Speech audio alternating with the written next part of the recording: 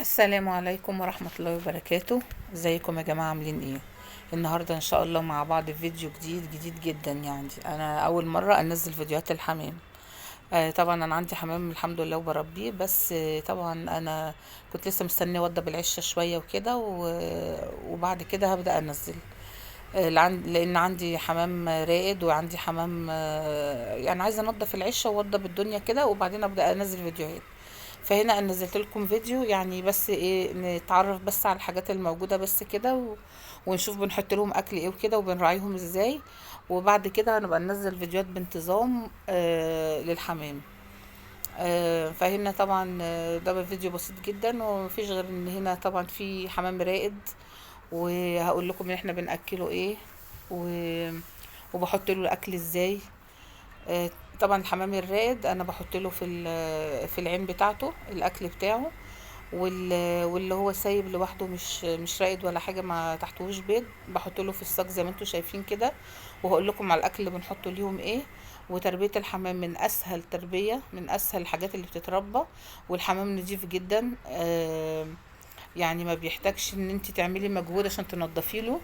نضيف جدا جدا الحمام. اولا الحمام ده مش بلدي، الحمام ده حمام غية، انواع معينة كده، لكن برضه هقول لكم على اسمها ايه فيما بعد.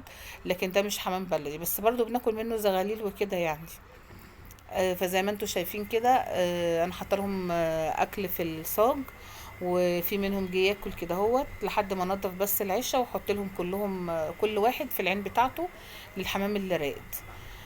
عايزه اقول لكم ان انا هنا بحط الحمام خلطه. الخلطة دي عبارة عن بسلة، عبارة عن فول، عن ذرة، عن ذرة عويجة، عن ذرة صفرة، في ذرة بيضة. دي خلطة.